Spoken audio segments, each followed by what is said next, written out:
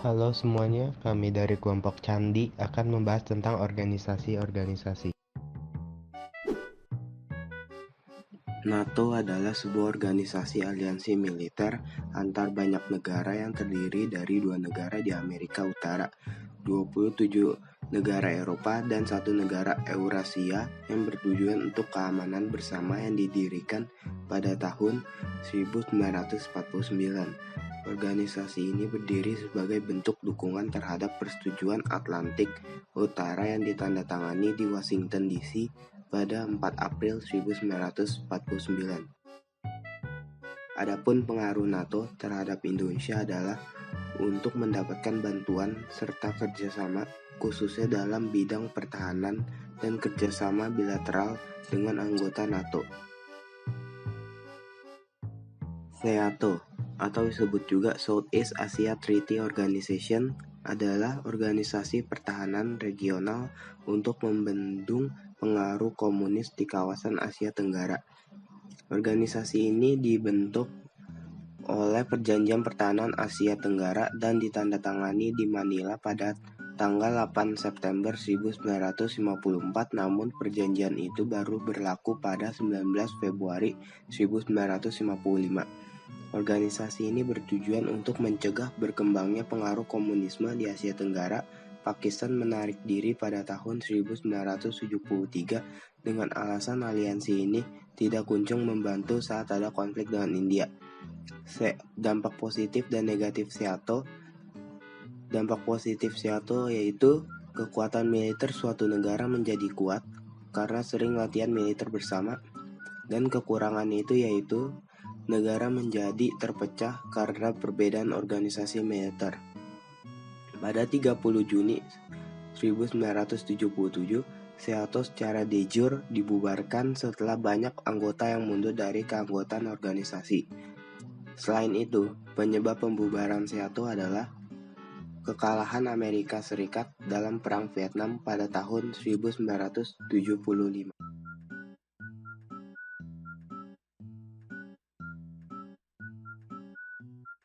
Pakta Warsawa adalah aliansi militer negara-negara blok timur di Eropa Timur yang bertujuan mengorganisasikan diri terhadap kemungkinan ancaman dari aliansi NATO yang dibentuk pada 1949. Pembentukan Pakta Warsawa dipicu oleh integrasi Jerman Barat ke dalam NATO melalui ratifikasi Perjanjian Paris.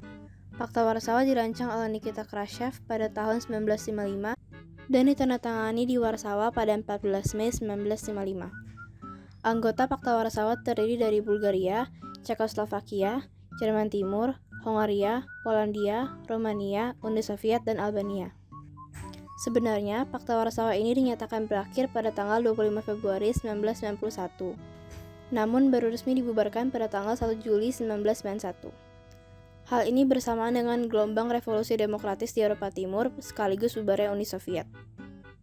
Alasan bubarnya Pakta Warsawa adalah yang pertama, karena aliansi ini hanya berperan sebagai sandaran bagi rezim komunis Eropa Timur. Yang kedua, orang-orang non-komunis di negara anggota Uni Soviet terlalu berkuasa dan membuat pengaruh Pakta Warsawa semakin melemah. Yang ketiga, permusuhan internal menjadi penyebab runtuhnya Pakta Warsawa. Dan yang terakhir, Moskow meninggalkan pakta tersebut karena dipicu oleh faktor ekonomi akibat menanggung beban pengeluaran militer yang sangat besar. Organisasi ini bertujuan untuk mengendalikan kekuatan militer di wilayah Eropa Tengah dan Eropa Timur demi mencegah penyebaran pengaruh Amerika Serikat. Salah satu pengaruh Pakta Warsawa bagi Indonesia adalah ketika terjadi perebutan Irian Barat tahun 1962. Peristiwa tersebut terjadi dalam masa demokrasi terpimpin. Indonesia mendapatkan bantuan militer dari Uni Soviet guna mendukung perebutan Irian Barat dari Belanda. Central Treaty Near East Organization atau CENTO merupakan aliansi pertahanan dan keamanan di wilayah Timur Tengah. Aliansi CENTO berawal dari Pakta Baghdad yang terdiri dari Irak, Turki, Inggris, Pakistan, dan Iran. Pakta Baghdad terbentuk pada 24 Februari 1955. Namun, keutuhan aliansi Pakta Baghdad tidak bertahan lama karena Irak keluar dari keanggotaan pada tahun 1959.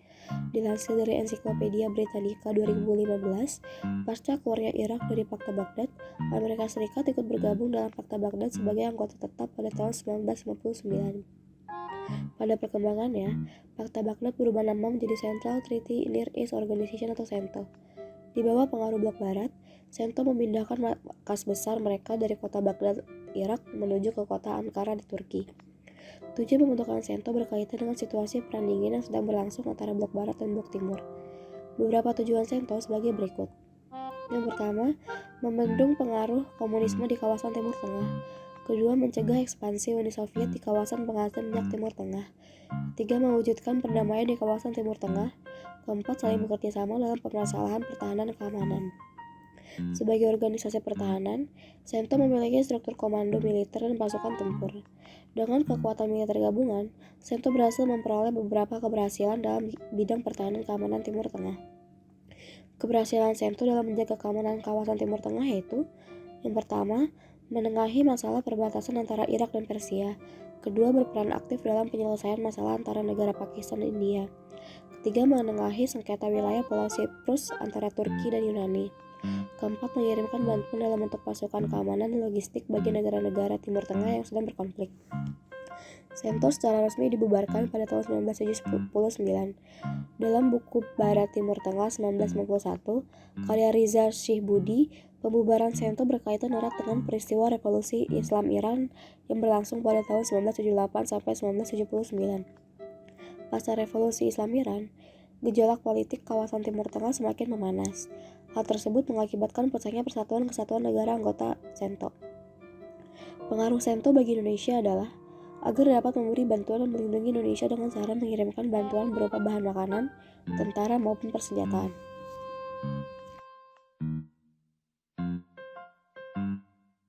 ANZUS adalah aliansi militer yang mengikat antara Australia dan Selandia Baru, dan secara terpisah, Australia dan Amerika Serikat bekerja sama dalam hal pertahanan di daerah Samudra Pasifik, meskipun saat ini perjanjian dipahami untuk menghubungkan serangan di daerah manapun. Perjanjian ini adalah salah satu organisasi yang dibentuk Amerika Serikat pada era 1949 sampai 1955. Sebagai bagian dari tanggapan kolektifnya terhadap ancaman komunisme selama Perang Dingin, Selandia Baru diskors dari ANZUS pada tahun 1986 karena memprakarsai zona bebas nuklir di perairan teritorialnya pada akhir 2012. Amerika Serikat mencabut larangan kunjungan oleh kapal-kapal perang Selandia Baru yang menyebabkan mencairnya ketegangan. Selandia Baru mempertahankan zona bebas nuklir sebagai bagian dari kebijakan luar negerinya dan sebagian ditangguhkan dari ANZUS. Karena Amerika Serikat mempertahankan kebijakan ambigu apakah kapal perang membawa senjata nuklir atau tidak, dan mengoperasikan banyak kapal induk dan kapal selam bertenaga nuklir, namun Selandia Baru memulai kembali bidang-bidang utama perjalanan ANZUS pada 2007. Australia New Zealand United States Security Treaty atau dapat disingkat ANZUS didirikan pada 1 September 1951 di Francisco, Amerika Serikat. Tujuan dari ANZUS adalah menghambat persebaran komunis di kawasan Australia dan Oceania setelah Selandia Baru kemudian memutuskan untuk keluar dari ANZUS. Ketika kapal Amerika Serikat memasuki wilayah Selandia Baru. Dengan demikian, sesuai dengan namanya, anggota ANZUS terdiri dari Australia, Selandia Baru, dan Amerika Serikat. Perkembangan organisasi ANZUS terlihat dengan keluarnya Selandia Baru karena tidak setuju dengan keputusan Amerika Serikat dan Australia untuk menggunakan nuklir sebagai alat pertahanan dan senjata perang. Penyebab perpecahan ANZUS. Pada tahun 1985, Selandia Baru keluar dari ANZUS karena tidak setuju dengan keputusan Amerika Serikat dan Australia untuk menggunakan nuklir. Pengaruh ANZUS terhadap Indonesia itu bantuan terhadap masalah Timur, dukungan dari berbagai negara untuk melawan perkembangan komunisme, mencegah terjadinya agresi di Indonesia maupun negara lainnya yang berada di kawasan Pasifik.